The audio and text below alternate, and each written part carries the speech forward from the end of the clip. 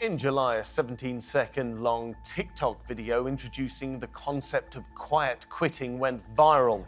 The creator, Zed Leplin, said, "It's not about outright quitting your job, but quitting the idea of going above and beyond at work. The idea of doing the absolute bare minimum in your job struck a chord with the public." A recent report by YorkTest found that following the video, Google searches for the term quiet quitting increased by 18,000%. So, is quiet quitting a real phenomenon?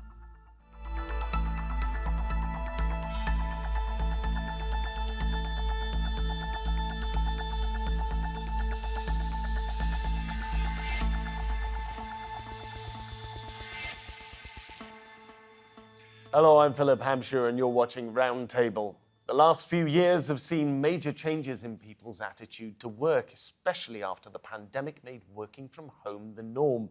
One of the outcomes may well be the idea of quiet quitting, doing as little as possible but still getting paid for it. A recent report from Gallup suggests only 15% of employees globally say that they're truly actively engaged at work. Does that mean that 85% have really given up? So, what are the effects of quiet quitting on the growth and the economy? And what can businesses do to re-engage with their workforces? Joining us on Roundtable to discuss this, in London we have Magee, who's an editor of Management Today. In Manchester, Sir Cary Cooper, who's Professor of Organisational Psychology at the University of Manchester. And in Salford, we have Chris Neville, who's Secretary of Bury Trades Council and a union member as well. Thank you very much, everyone, for joining me. Let's first of all, before we get started, just have a look at the scope of the problem. We've had a report through from Gallup in which they went out and polled people to see if they actually were quiet quitting, and this was a real phenomena. And the numbers they came back with were that 67% of US employees and something like 85% of employees worldwide could be accused of quiet quitting. So I'm going to start off with you, Kate. Those numbers are just absolutely huge. Is this a real phenomena, or is this just a new phrase to capture something that employees have always done, which is perhaps shirking off a little bit when their boss isn't looking? That's a good question. I think this is a real phenomena. I think it's coming in context of a massive power dynamic shift between the employer and the employee that's happened since COVID. We've all been through this quite traumatic 2-year pandemic. Still going on, depending on who you listen to. And I think it's really had a seismic shift in the work patterns of how people are choosing to work, what they're looking for in their jobs. And I think it's going to be really interesting to see what happens as a result of all these things. But yes, this is really happening. Cary, do you think that this is a real phenomenon really happening? And given that you're in the psychology game, what's going through the minds of people if it is truly there? I don't think it's to that extent. I can't believe those figures. Quiet quitting is taking place. I think it's particularly taking place when I've looked at the data in the millennials and the young millennials and the Z generation. They're not prepared to tolerate what their parents were prepared to tolerate. They saw their parents go through the financial crisis of 2008 to 2015. And they're not prepared to tolerate an environment of a long working hours culture where people are they have a management style which is command and control. So I think we have a certain generation are affected by this more than other generations. I think we've always had a bit of quiet quitting anyway, and that's gone on for a long time. But I think it's among the younger people where I think we're seeing it prevalent. To you, what is quiet quitting? How would you define it from an academic perspective? Well, I think it's people just working to rule. I mean, I have a 40-hour working week. I work 40 hours this week. I'm not going to kill myself. I'm not going to do 60, 70 hours. And of course, a lot of young people, when they go into the workplace in their first 5, 7, 8 years, because they normally don't have families, what ends up happening is they get dumped on. And they don't want to see that. They want a good quality of working life. That's what that generation wants. That's why they're called snowflakes, because they'll flip from one employer to another because the employer isn't providing a kind of well-being culture, doesn't value, doesn't trust them, just uses them as a disposable asset. Chris, for you, what do you think of quiet quitting? Is it a real phenomenon, or is this merely employees saying, well, look, I've got a contract here. You stick to your side of the contract as much as I stick to mine? Yeah, I think that's exactly what it is. I think we've got kind of, management and bosses class that have unrealistic expectations of what their employees should be doing. Everybody has different kinds of terms and conditions in their contract, but a lot of people who are on salaries will say, like, you're expected to work a reasonable amount of overtime. What's reasonable to the employee probably isn't reasonable to the employer. So it seems to me that people are doing what's required of them, what's even in the contract and what they're contractually obliged to, but the employers, for some reason, expect people to go above and beyond, and we don't always see that that's fairly rewarded as well. So I think, I just think it's a completely unrealistic expectation that some employers have, that their employees should kind of bend over backwards, sacrifice their social lives, all in the name of work, and all in a world of work where wages in real terms have been falling for years. Well, Gallup, when they put out this report, the chief executive officer put a note in with the report where he offered his comments and thoughts on it. Here's what he had to say. Gallup's chief executive officer, John Clifton, said the business units with engaged workers have 23% higher profit than those with workers who felt, and this is in quotation marks, miserable. And he then went on to say that additionally, teams with thriving workers see significantly lower absenteeism, turnover and accidents, and they also see higher customer loyalty. The point is, well-being at work isn't at odds with anyone's agenda. Kate, that seems pretty standard from the management playbook, yet still this seems to be going on. So how do you square those circles? I think businesses are under a lot of pressure at the moment, particularly since the COVID pandemic. We've had things like the war in Ukraine, the energy crisis. We've had Brexit causing sort of important export issues. We've had the shortage, the supply chain issues. We've got a recession, a cost of living crisis. So there's a lot been thrown at businesses recently. And I think that one thing that we often forget when we talk about this is that we seem to always pit the workers against the leaders and the business leaders. Well, actually, the business leaders are also facing these problems. At Management Today, we've done an investigation into burnout among leaders. And we were quite shocked by some of the stories that people were telling us. Most leaders are saying that they also feel burnt out because they're having to deal with all this additional pressure. And we've had just some really harrowing stories about the toll that leadership is taking on people, including I spoke to a lady who's a chief executive last week who had a cardiac arrest on a work trip. Spoken to somebody who was going into a meeting, who knew he was having a heart attack and still carried on with this new business meeting and then called an ambulance after he'd finished. I've spoken to people who have been working from the bedside of their sick children in hospital because they felt like they should carry on doing their work. And I think this is just a real good opportunity to have a think about what we expect from work. And so should we need to kind of have a reset on what that means. Cary, you've written extensively on this topic. You're actually an advocate of people who feel like they are entering the quiet quitting process or want to engage in that activity. Your recommendation is they go and speak to their bosses. No, what I really think is I run something called the National Forum for Health and Wellbeing.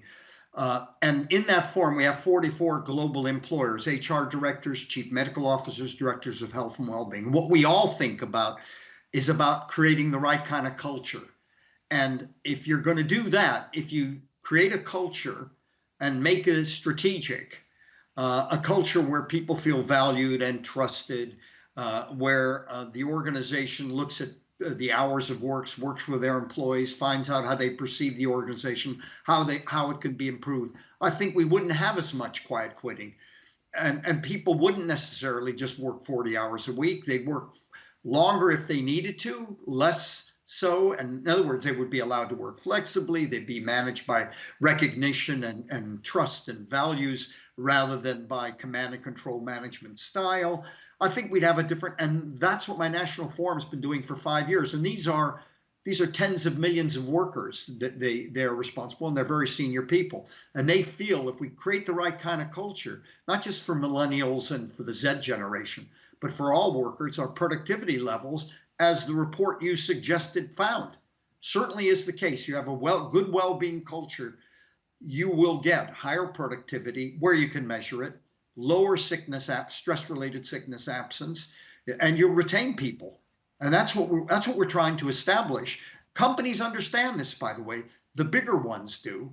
But we have SMEs, and we have to help the SMEs, I think, because they don't have big HR departments in occupational health. But this is the future, making this a big strategic issue. So what is the appropriate well-being culture at a company? What is it the company should do or should look towards rather than what they're doing at the moment? I'm sure there's plenty of people at home who are sitting there watching this going, I used to work for one of those employers where they bring in a pizza on a Friday at lunchtime and think that made up for the fact that we worked 60 hours a week instead of 40. That's not it. So what's your take as a professional? It is certainly not beanbags, sushi at your desk, mindfulness at lunch. It is strategic. And by strategic means you have somebody on the board who's responsible for employee health and well-being. You have a set of metrics which measures it, and then you deal with the big issues. The big picture issues are the line manager. The line manager from shop floor to top floor needs to have EQ, social and emotional and intelligence. The problem is in most Western countries, people are promoted and recruited based on their technical skills, not their people skills. In this hybrid world of work, where stress levels are very high and the leading cause of long-term sickness absence, we need emotionally intelligent line managers. So we need to recruit them and promote them where there's parity between their people and technical skills. We don't work them too long. The evidence is if you consistently work people long hours, they will get ill and they won't produce the goodies. And you need to let them work flexibly if they want to. And flexibly does not mean 3+2 or 2+3. It means truly flexible, where you work with each individual to figure out what suits them and what suits the company. So that's just a beginning. But when you're building a strategy, it's got to be from the board all the way down. Chris, what are you making of what you're hearing? Surprisingly, to be honest with you, I'm agreeing with some of it. I think, Cary makes some good points, but I also think as a trade unionist, something that employers can do to have a really positive impact on employee well-being is engage constructively with trade unions. Now, I think a big cause of the kind of alienation, I guess, that workers can feel in their jobs, feeling like they're not necessarily doing something that they care about or they feel contributes to society. I think that can be overcome to some extent by recognizing trade unions, by having a little bit of democracy in the workplace. And I think engaging with trade unions is the best and most honest and transparent way to actually find out what your employees think. We can set up all kind of surveys in the workplace or company committees or anything like that, but until you start engaging honestly and constructively with trade unions, you won't find what your employees really care about, what's really affecting them. And of course, the trade unions are there to support employees. They're there to look after employees' health and safety. They look after employees' mental health as well. So I really think trade unions have a good part to play in improving employee well-being. Is there not a concern, you think, among employers as they look at trade unions that historically there's been an adversarial relationship between the two, at least in the United Kingdom and the United States, less so in places like Germany or Sweden? Does that not make your life much more difficult? I mean, that is what employers think, and there is some truth in it, I suppose. And, I don't necessarily agree with the idea that employees and employers are in the same boat. Employees can work really hard at a company, the company can make fortunes in profits, and they don't see any of that. They just get what their contracted wage is, whereas it's the shareholders and the bosses who get the big bonuses. So, we're not all in this boat together, really, are we? That's the honest truth. No, I don't think anybody can say that with a straight face, because we're the ones that do most of the productive work, whilst a lot of the senior management don't, and you can say they contribute to the strategy and all this kind of stuff, which, maybe there's an argument there, but at the end of the day, if the CEO goes missing or the workers go missing, in which scenario does the company grind to a halt first? And that's when the workers go missing, isn't it? Now, one of the reasons that this particular phrase has come to prominence is that it went viral online, slightly more than a few months ago. Here's a clip from Zed Leplin, who's the person who took it viral on TikTok. I recently learned about this term called quiet quitting, where you're not outright quitting your job, but you're quitting the idea of going above and beyond. You're still performing your duties, but you're no longer subscribing to the hustle culture mentality that work has to be your life. The reality is it's not, and your worth as a person is not defined by your labor. Kate, listening to that kind of thing, how much do you think this rise in quiet quitting has come about because of working from home and the COVID pandemic? Is this sort of a perfect storm leading to a change in working culture? I think the pandemic has had a big impact on this because I think people have seen a different way of living, seeing a different way of existing. They've enjoyed some of that, people have enjoyed it, some people have not. There's been a kind of really a difference in how it's impacted different people. But I think it has led to people reassessing what sort of role work should play within their lives. So yes, I think that's had a big impact. And obviously we've had this overnight experiment of everybody having to work from home, certainly if you work in an office anyway. And so I think that's had some real sort of big shifts in the workforce. But I don't think it's just limited to that. I mean, I think we've had this sort of predominant hustle culture that's been going on for a few years now. And this feels like a kind of pushback against that, saying, no, we're not just going to kind of work every minute, sort of devaluing your leisure, and your time is only important if you're making money with it. So I think that's had this is kind of a reaction against that as well. So I think there's sort of lots of different factors at play here. There is a time-honoured tradition, though. Cary, I'm going to direct this to you, if I may. There is a time-honoured tradition when you sort of begin out in your employment career in your early 20s that you might work far more hours than you're contractually obliged to, on the hope that you get spotted by a senior manager, they take you under their wing, they lift you up, you start on an escalator to success. Obviously, if you were a socialist or you're a communist or you were sitting on a more left-wing perspective, you might look at that and say, well, you're being an idiot. You're falling in love with a system that is abusing you. However, that is the way that it has been done for the last 100 years. Cary, how do you sort of square this circle of people who want to work over their contract hours in order to get picked up and taken into management? Well, if you create the right kind of culture, for example, let's talk about hybrid working or flexible working. If you truly negotiate if the organization, less the organization than your boss, if you and your boss sit down and you say, listen, Fred, I want to come in these days and these days to do this and that. What do you need me to come in for? And you develop a psychological contract, right? There'll be some people who say, I want to come in 5 days a week. I want to work hard or long because you don't have much relationship. I'm just out of college. I want to learn my job. And there'll be others who say, I have a young family. I live outside of Manchester and it takes me an hour and a half to commute in. I want to be with my family. I want to work from home and I want to come in for these kinds of things. If we develop that kind of relationship, because, you always hear HR people say the most valuable resource we have is our human resource. They rarely action that. And what we need is more actioning it. We need people, organizations to create the culture where people can talk freely about what they need, but also the organization tells them what they need. It's a contract. And the more we get that, it's not about working long when you're young and then tailing off, or it's not about that. It's about finding the right match between you and the organization, you and the relationship you have with your boss. That's fundamental. And that's a very powerful relationship. And that's why we need more EQ'd line managers. We don't have enough of them. We have people who are technically competent, but you just don't have the good people skills. And in this hybrid, funny world we're going into now of AI and hybrid working and people working in another country from where the office is, that's creating a different scenario. I'll get back to you on discussing the AI and the sort of working from home and the distance working. I just want to bring Chris in. Chris, I'm assuming that you agree with all of that. Does working from home, though, not make this more tricky?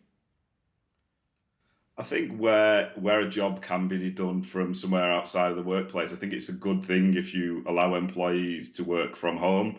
if they want to. Not everybody does. I notice it at my workplace. Not everybody does. But it's been alluded to already.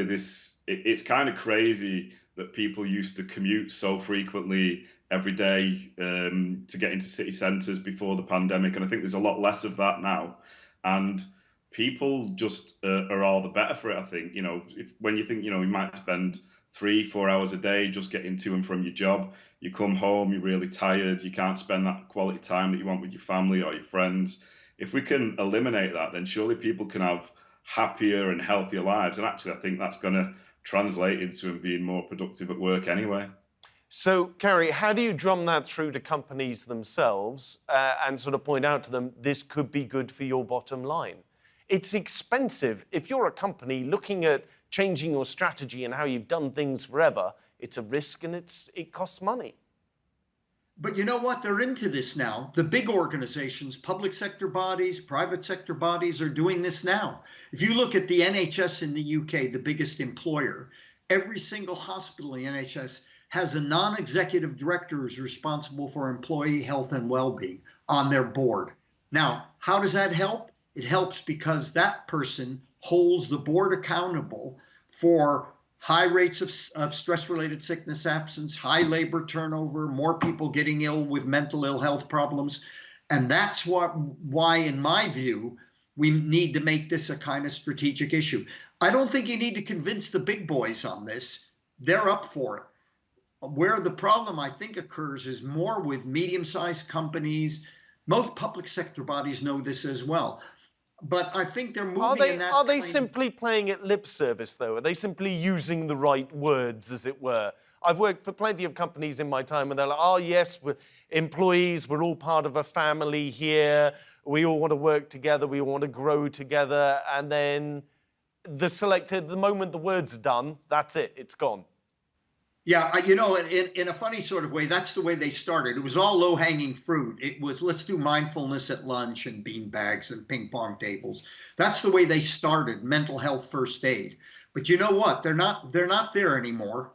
And once you put somebody on a board who's responsible for employee health and well-being, and that person has the metrics, like what is the job satisfaction levels of people in this organization? How many people are leaving it and where? And you report that quarterly, guess what? And that person holds the board accountable, things get done. And you're getting more and more organizations like, not enough? And you still people doing the low-hanging fruit, and they're having their well-being days with smoothies and all of that kind of stuff, which, I love smoothies. I like a massage at my desk. That's fantastic. But that will not change the dial. And again, as Chris said, we need the unions and management to work together. And the companies that are really into the well-being actually work with the unions on this. They don't do it, but they're trying increasingly to do that. And unless they do, there's no future. Well, like you, I love a beanbag chair as much as the next person. But let's have a look at some of the numbers on this. Employee engagement levels in the UK ranked 33 out of 38 European countries, and they suffered a 2-point drop in score compared with last year's survey.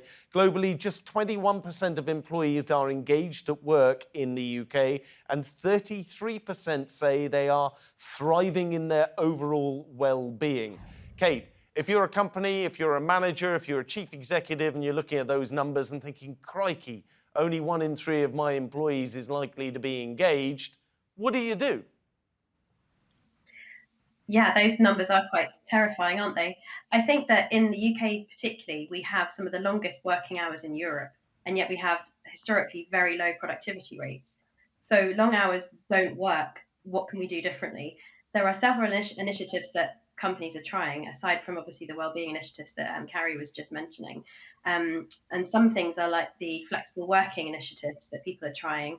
There was a really interesting trial, a 6-month trial recently about the 4-day work week, where I think it was about 70 UK businesses signed up to do a 6-month trial where they paid their workers 100% of their salary, but only asked them to work for 80% of the time. And within 3 months of that trial beginning, 86% of those employers said that they wanted to continue that in the long term because they saw benefits to staff well-being, happiness, higher productivity rates, more efficiencies. And so I think that there are lots of ways that businesses can try and experiment with what they do now. We spoke to a business called Arup, which is a big consultancy firm. It's over in the architecture industry. And they ask people to come in for 2 days a week, but then they allow their workers to truly work flexibly after that point, including working on the weekends if they decide that that's the best way for them to complete their hours. So I think there are lots of ways that you can be much more flexible with your employees. And ultimately, at the heart of all of this, and as we've all kind of mentioned, is communicating properly with your employees and making sure that you have a good dialogue to make sure that work is working for everybody. Kay Magee, Cary Cooper, Chris Neville, thank you very much, all three of you, for joining me, agreeing to talk about this topic. Remember, you can see more discussion and debate on our YouTube channel. Just go there and search for Roundtable TRT World. But for now, from me and all of the team here, goodbye, and thank you for watching.